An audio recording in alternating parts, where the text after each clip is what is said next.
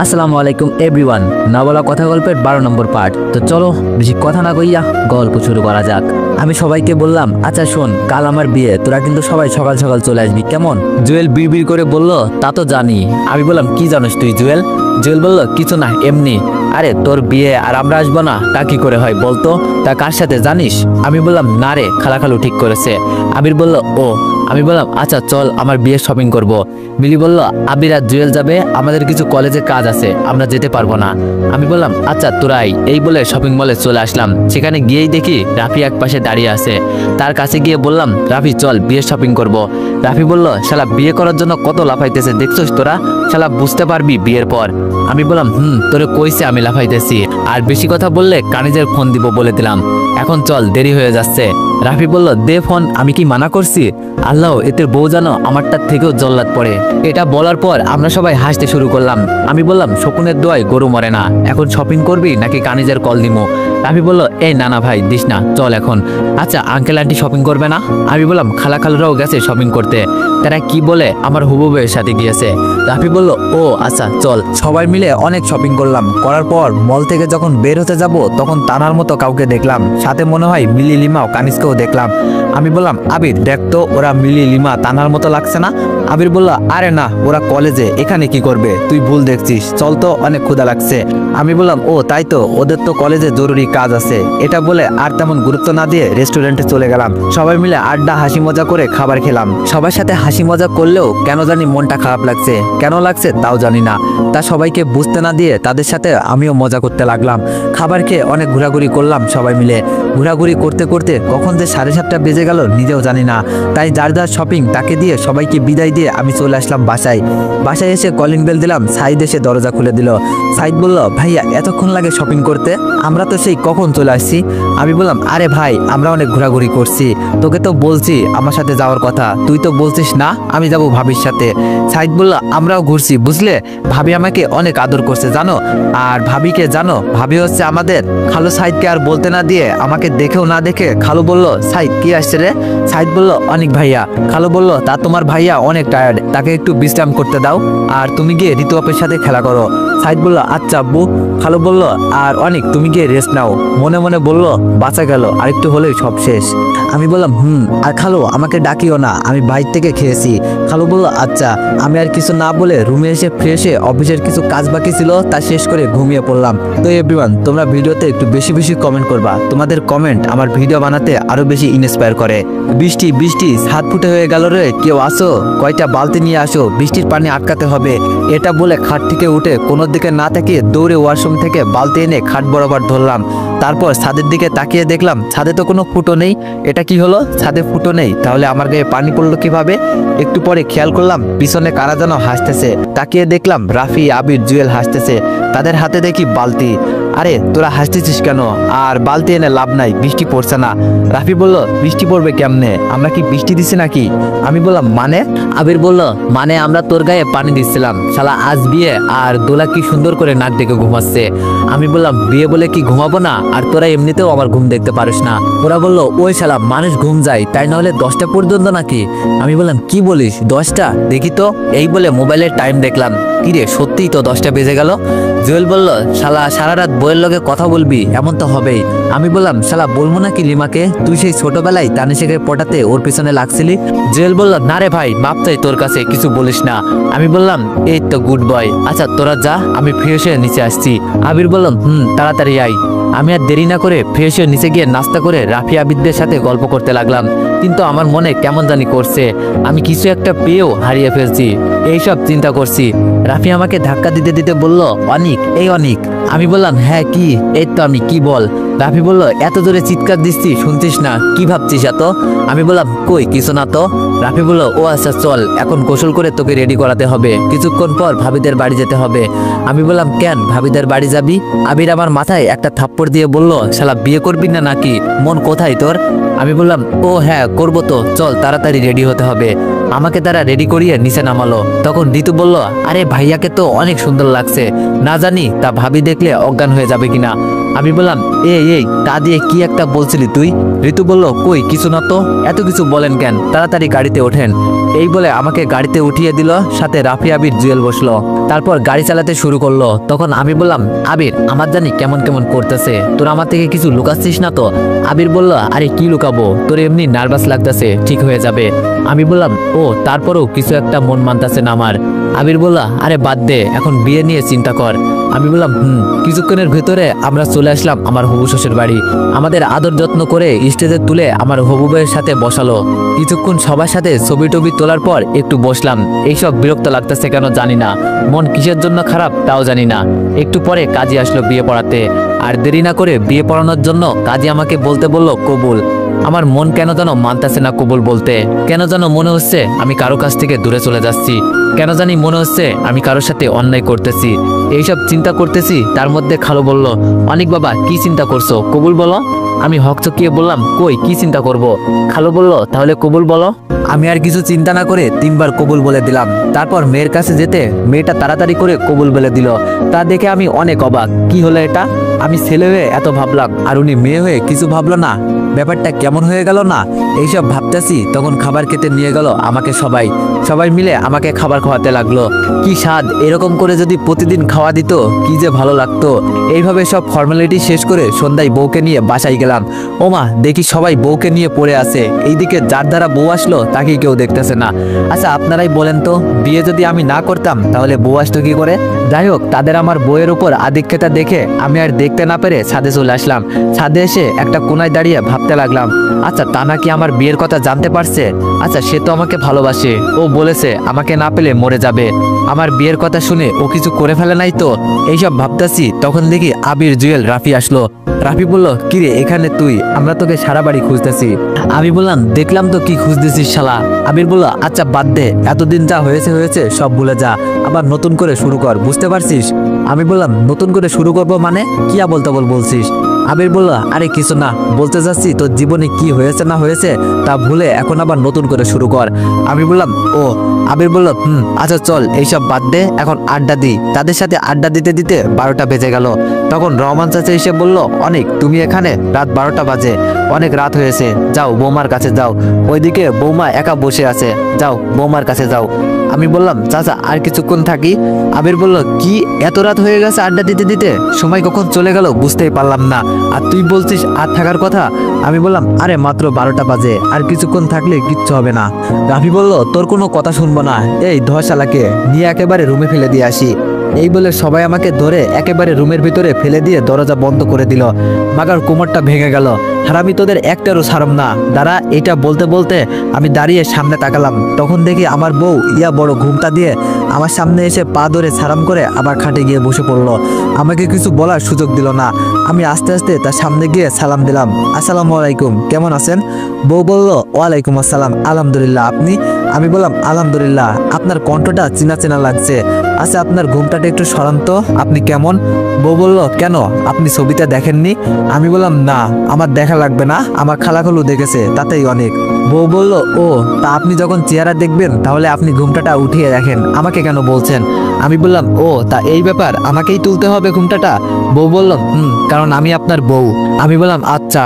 এই বলে তার ঘুমটাটার দিকে আমি হাত বাড়িয়ে দিলাম, কেন জানি হাত কাঁপতেছে। বউ বলল, কি হলো, হাত কাঁপছে কেন? আমি বললাম, জানি না। এটা বলে আস্তে আস্তে করে কাঁপা কাঁপা হাত দিয়ে ঘুমটাটা সরালাম। ঘুমটা সরানোর পর যাকে দেখলাম তাকে দেখে আমি তো 440 ভোল্টের শক খেলাম। তুই এখানে, আমার বউ কোথায়? বউ কোথায় মানে? আমি তো তোমার বউ। আমি বললাম, তার মানে আমাকে সবাই তোর সাথে বিয়ে দিছে? তানা আমার হাত ধরে বললাম, আমার সাথেই দিছে। এখন আসো তো, রাত অনেক হয়েছে, ঘুমাবো চলো। আমি তানার হাত এক ঝাটকা দিয়ে ছাড়িয়ে বললাম, তোর সাহস কি করে হয় আমার হাত ধরার? তানা বলল, সাহস মানে? আমি তোমার স্ত্রী, তোমার হাত ধরার অধিকার আমার আছে। আমি বললাম, তোর অধিকারের গুষ্টি মারি, আমি তোকে বউ হিসাবে মানি না, বুঝলি? তানা কান্না জড়িত কণ্ঠে বলল, প্লিজ এমনটা করো না, আমি ইসলামিক নিয়মেই তোমার এখন বউ। আচ্ছা সব ভুলে আমাকে ক্ষমা করে দিয়ে আবার নতুন করে শুরু করা যায় না? আমি একটু হেসে বললাম, ভুলে যাব তাও আমি? সেদিন মনে আছে তুই আমাকে বলেছিলি আমাকে তো সহ্য হয় না, আমাকে বলেছিলি আমার মুখটা তুই দেখতে চাস না, তাহলে আজ কেন আমাকে বিয়ে করলি বল? তানা বলল, তোমাকে ভালোবাসি বলে। আমি বললাম, কি তুই আমাকে ভালোবাসিস? এটা একটু বেশি হয়ে গেল না? তুই যদি আমাকে ভালোবাসতি তাহলে আমাকে এমন অপমান করতে পারতি না। কোনো মানুষকে ভালোবাসলে সে যত খারাপই হোক না কেন তাকে কেউ এমন নির্মমভাবে অপমান করে না যেভাবে তুই আমাকে করছিস। তানা আমাকে হঠাৎ জড়িয়ে ধরে কান্না করতে করতে বলল, অনিক আমি জানি তুমি এখন আমাকে ভালোবাসো, প্লিজ আমাকে ক্ষমা করে দিয়ে কাছে টেনে নাও, দেখবে আমার ভালোবাসা দিয়ে সব ঠিক করে নিব, প্লিজ একটা বার আমাকে ক্ষমা করে দাও। এইবার আমার রাগ উঠে গেল, তাকে আমার কাছ থেকে ছাড়িয়ে 2টা কুশের থাপ্পড় দিয়ে বললাম, তুই আবার আমাকে টাচ করলি? এই তোকে ক্ষমা করে দেওয়ার কথা বলছিস, সেটা তো কখনোই সম্ভব না। তুই সেই দিন আমার মরা মা বাবাকে নিয়ে কথা বলছিলি, জানিস তুই যদি আমাকে সেই দিন মেরেও ফেলতি তাহলে কিছু মনে করতাম না, আর এতদিনে তোকে ক্ষমাও করে দিতাম। বুঝলি তোকে আমি ক্ষমা কেন করছি না? তুই আমাকে যখন আমার মরা মা বাবাকে নিয়ে কথা বললি তখন থেকেই তুই আমার মন থেকে উঠে গিয়েছিলি। যা তো এখান থেকে, আমার ঘুম পাচ্ছে, আমাকে আর বিরক্ত করিস না। আর শোন, আমি তোকে খুব তাড়াতাড়ি ডিভোর্স দিব, এখন যা কোথায় গিয়ে ঘুমাবি ঘুমাতো। তানহা বলল, আমার ভুল হয়ে গিয়েছে, আমাকে ক্ষমা করে দাও। এই বলে আমার পা ধরে ফেললো। এইবার দেখো অনিক, তুমি আমাকে স্ত্রী হিসাবে না মানলেও আমার সমস্যা নেই, তাও তুমি আমাকে ডিভোর্স দিও না প্লিজ। আমি পা থেকে এক ঝটকায় ছড়িয়ে দিয়ে বললাম, দেখ ডিভোর্স তো তোকে আমি দিবই। তানহা বলল, অনিক দরকার হলে তোমার বাসের কাজের লোক হিসাবে রেখে দিও, তাও এমন কথা বলো না, আমি মরে যাব তোমাকে ছাড়া। আমি বললাম, তো যা না মরে, আমার মাথা খাচ্ছিস কেন? এখন আমার রুম থেকে যা বলছি যত সব ঝামেলা আমার কপালেই শুধু আসে। তানা কান্না করে বলল, প্লিজ এমন করো না, আজ আমাদের বাসর রাত, আজ যদি রুম থেকে বাইর হয়ে যাই তাহলে সবাই অনেক কথা বলবে। আমি কিছু একটা ভেবে বললাম, আচ্ছা ঠিক আছে থাক আমার রুমে। এই বলে আমি খাটে শুয়ে পড়লাম। তারপর দেখি আমার সাথে তানা শুয়ে পড়লো। এটা দেখে তাকে হাত দিয়ে ধাক্কা দিয়ে নিচে ফেলে দিলাম। তানা বলল, ও মা গো, কোমরটা ভেঙে গেল। আমি বললাম, এই তোকে বলছিলাম আমার রুমে ঘুমাতে। তানা বলল, হ্যাঁ তাই তো করছিলাম। আমি বললাম, এই চাকর তোকে রুমে থাকতে বলছি মানে এটা না যে আমার খাটে আমার পাশে শুবি। তানা আমার মুখে চাকর কথাটা শুনে কষ্ট পেল, কান্না জড়িত কণ্ঠে বলল, তাহলে আমি কোথায় ঘুমাবো? আমি বললাম, ওই যে নিচে এত সুন্দর ফ্লোর, ওইখানে ঘুমা। তানা বলল, আমি তো নিচে কখনো ঘুমাইনি, তাহলে কেমনে ঘুমাবো? আমি বললাম, এই রুমে থাকতে হলে নিচে ঘুমা, তা না হলে কোথায় যাবি তুই জানিস। এই বলে একটা বালিশ আর একটা খাতা তার গায়ে ছুঁড়ে মারলাম। তানা অনেক কষ্ট পেল আর মনে মনে বলল, কি আর করার, নিজের স্বামীকে কাছে পেতে হলে এটুকু কষ্ট তো করতেই হবে। এই বলে নিচে কাঁথা দিয়ে বিছানা বানিয়ে বালিশ নিয়ে শুয়ে পড়লো। এইদিকে সারাদিনের ব্যস্ততায় আমার শরীর অনেক ক্লান্ত লাগছিল, তাই শোয়ার সাথে সাথে ঘুমিয়ে গেলাম। মাঝরাতে কারো কান্নার আওয়াজ শুনে ঘুম ভেঙে গেল, তাই দেখতে লাগলাম কে কান্না করতেছে। দেখি তানা শুয়ে কান্না করতেছে। তখন আমি বললাম, এই তোর নেকা কান্না থামাতো, তোর জন্য আমার ঘুম ভেঙে গেল, কোথা থেকে আসে এইসব পাগল ছাগল? এইবার কান্নার আওয়াজ শুনলে তোকে পুকুরে ফেলে দিমু। তানা আমার রাগে গলার কথা শুনে চুপ করে গেল। আমি আবার ঘুমিয়ে গেলাম। সকালবেলায় হালকা হালকা পানি চোখে আসতেই ঘুম ভেঙে গেল। এইদিক ওইদিকে তাকিয়ে দেখি তানা আমার কিছু দূরে চুল থেকে পানি ঝরাচ্ছে, তাই আমার মুখে কিছু পানি আসতেছে। তাকে পিছন থেকে দেখে অনেক মায়াবী লাগতেছে, ইচ্ছে করছে পিছন থেকে গিয়ে জড়িয়ে ধরতে। পরক্ষণেই তার করা অপমানের কথা মনে পড়তেই আমি তাকে রাগি সুরে বললাম, এই মেয়ে, চুল থেকে পানি ঝরানোর জায়গা আর নেই নাকি যে আমার সামনে এসে চুল ঝাড়তেছ? দিলি তো আমার শালের ঘুমটা ভেঙে, যত সব। তানা আমার কথা শুনে কিছু বলল না, মাথা নিচু করে রইল। এইটা বলে খাট থেকে উঠে তানার সামনে দিয়ে ফ্রেশ হতে যাব, তখনই টেবিলের সাথে পা লেগে পড়ে গেলাম একটা তুলতুলে নরম বস্তার উপরে। চোখ খুলে দেখি, ওমা, এটা বাস্তা না, এটা তানহা। তার চোখে আমার চোখ পড়তেই কোথায় যেন হারিয়ে গেলাম। আস্তে আস্তে যখনই আরেকটু কাছে যাব, হঠাৎ কে জানি দরজা ধাক্কাতে লাগলো। দরজা ধাক্কানোর আওয়াজ শুনে আমার হুঁশ ফিরল, তাই তাড়াতাড়ি তানহার উপর থেকে উঠে বললাম, কে? সাইদ বলল, ভাইয়া আমি, তাড়াতাড়ি নিচে আসো নাস্তা করতে। আমি বললাম, আচ্ছা যাও, আমি আসছি। তান্না একটু লজ্জা পেয়ে মনে মনে বলল, দূর, ছেলেটা আর একটু পরে আসলে কি হতো, কি রোমান্টিক একটা মুহূর্ত ছিল। আমি বললাম, এটা আমি কি করতে যাচ্ছিলাম, ভাগ্যি সাইদ আসছিল, না হলে কি থেকে কি হয়ে যেত আমি নিজেও জানি না। কেন জানি তার চোখের দিকে তাকালে সবকিছু ভুলে যাই। এইসব ভেবে তানার দিকে তাকিয়ে দেখি, ওমা, মহারানী দেখি লজ্জায় হাবুডুবু খাচ্ছে। আমি বললাম, এই যে, বেশি লজ্জা পাওয়ার দরকার নেই, বুঝতে পারলে এটা ইচ্ছা করে হয়নি, এত লজ্জা পেয়ে কোনো লাভ নেই, সেই কয়দিন পরে তো চলে যেতেই হবে। এই বলে ওয়াশরুমে চলে আসলাম। তানা আমার কথা শুনে মন খারাপ করে ফেললো, আবার কি যেন মনে করে হাসি দিল আর বলতে লাগলো, যখন যাব তখন দেখা যাবে, এখন তো আমি পুরো নিশ্চিত তুমি আমাকে এখনো ভালোবাসো, না হলে কি এখন আমার দিকে এইভাবে তাকিয়ে থাকতে? তোমাকে তো নিজের করেই ছাড়বো চান্দু। এটা বলে মুখে হাসি নিয়ে নিচে চলে গেল তানহা। আমি ফ্রেশ হয়ে নিচে নেমে কার সাথে কিছু না বলে নাস্তা করে রুমে এসে কলেজে যেতে লাগলাম। তখন রহমান চাচা বলল, কিরে অনিক, কাল তোর বিয়ে হলো আর আজ তুই কলেজে যাচ্ছিস, কারণ কি? আমি বললাম, দেখো, বিয়ে করছি এই না যে বউ নিয়ে রুমে বসে থাকবো, আমার গুরুত্বপূর্ণ ক্লাস আছে, তাই আমাকে যেতে হবে। এই বলে চাচাকে আর কিছু বলতে না দিয়ে চলে আসলাম কলেজে। কলেজে এসে একটা জায়গায় বসে রইলাম। তখন আবির, জুয়েল, লিমা সবাই আমার কাছে এসে, কিরে কাল বিয়ে হলো আর তুই এখানে কেন? আমি চুপ করে রইলাম।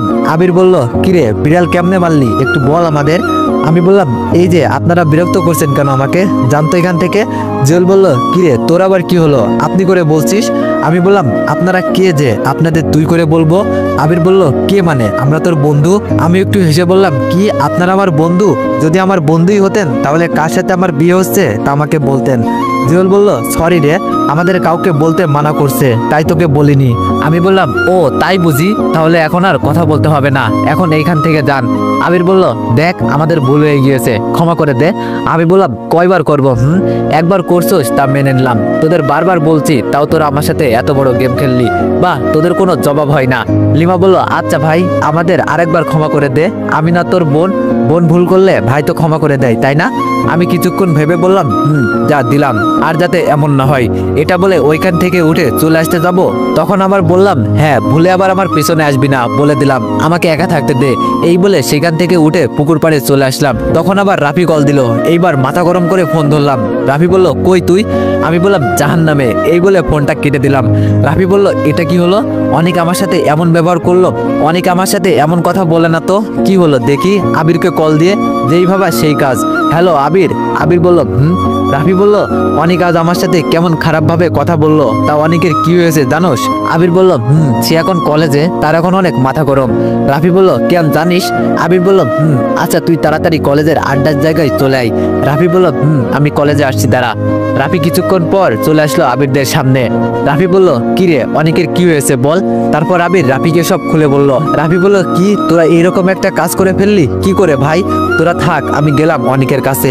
এই বলে রাফি অনেকের কাছে চলে এসে বলল কিরে এখানে একা একা কি করছিস? আমি উঠে বললাম ঘাস খাচ্ছি। রাফি বলল দেখ আমার সাথে রাগ করিস না, তানার ব্যাপারে আমি কিছুই জানতাম না, এখন আবির থেকে সব শুনলাম। দেখ আমি জানি কে ছিল আর কে ছিল না, এখন একটু আমাকে একা থাকতে দে। রাফি বলল আচ্ছা ভাই থাক তুই, আমি গেলাম। এই বলে রাফি যেতে লাগলো, তখন আমি বললাম এই রাফি শোন, কোথায় যাস ভাই, এখানে বস। রাফি বলল তুই না বলছস চলে যেতে। আমি বললাম আরে রাগের মাথায় কি না কি বলছি, তুই বস এখানে, গল্প করি ভালো লাগবে। তারপর আমরা দুইজন গল্প করতে লাগলাম।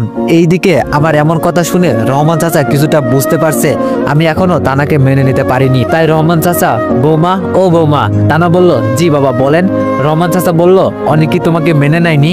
তানা একটা মিথ্যা হাসি দিয়ে বলল কি যে বলেন বাবা, অনেক আমাকে দেখে খুশি হয়ে গেছে। রহমান চাচা বলল আমাকে মিথ্যা বলবে না, কারণ আমি অনেককে সেই ছোট থেকে চিনি, আর কোনটা সত্যি কথা আর কোনটা মিথ্যা কথা তাও কিছুটা বুঝতে পারি, তাই আমাকে সত্যিটা বলো, তোমাকে কি মেনে নিছে? তখন সেইখানে খালাখালু ঋতু সবাই চলে আসছে। তানা এইবার মাথা নিচু করে রইল। রহমান চাচা বলল কি হলো বলো। তানা এইবার কান্না করে দিয়ে বলল বাবা অনেক আমাকে মেনে নেয়নি, আরো বলেছে সে নাকি আমাকে ডিভোর্স দিবে। তানা এটা বলে মাটিতে বসে কান্না করে দিল, আরো বলতেছে বাবা আমি সত্যি অনেককে ভালোবাসি, তাকে ছাড়া বাঁচবো না, যেই দিন সে আমাকে ডিভোর্স দিবে সেই দিন এখান থেকে আমি যাব না, আমার লাশ যাবে। এই বলে কান্না করে দিল। খালা বলল এই মেয়ে আমরা থাকতে এটা ভেবো না যে অনেক তোমাকে ডিভোর্স দিবে, আর আমরা তোমার সাথে আছি, দেখবে অনেক তোমাকে একদিন না একদিন মেনে নিবে। এখন ওঠো দেখি মেয়েটা কত শুকিয়ে গেছে ছেলেটার কথা চিন্তা করে। তানাকে খালা ঋতু মিলে মাটি থেকে তুলে সোফায় বসালো। ঋতু বলল ভাবি চিন্তা করো না, সব ঠিক হয়ে যাবে, আর তাড়াতাড়ি জানো আমরা আন্টি ডাক শুনি। এটা শোনার পর তানা লজ্জা পেল। ঋতু বলল আরে আমার লজ্জাবতী ভাবি রে। আচ্ছা ভাবি তোমার আর ভাইয়ের প্রথম দেখা কিভাবে হলো বলো। তানা এইবার তাকে সব বলতে লাগলো। এইদিকে রাফির সাথে কথা গল্প করে আমার মন ভালো হয়ে গেল। আমি বললাম রাফি এখন উঠি, ক্লাস করব, তুই যা ক্লাস কর। রাফি বলল ভাই যা। এই বলে আমি আমার ক্লাসে গেলাম, আর রাফি তাদের ক্লাসে। আমি ক্লাসে এসে আবিরদের পিছনের টেবিলে বসলাম। যতই হোক তারা আমার বন্ধু, তারা আমার অনেক বিপদে পাশে ছিল। আবির বলল কিরে মন ভালো হলো? আমি বললাম বেশি কথা না বলে ক্লাস কর। এই বলে সবাই ক্লাস করতে লাগলাম। একে একে সব ক্লাস শেষ করে সবাইকে বিদায় দিয়ে গেলাম বাসায়। বাসায় এসে রুমে ঢুকে যা দেখতে পেলাম তা দেখে আমি তো এভরিওয়ান নেক্সট পার্টের জন্য অপেক্ষা করো। ধন্যবাদ।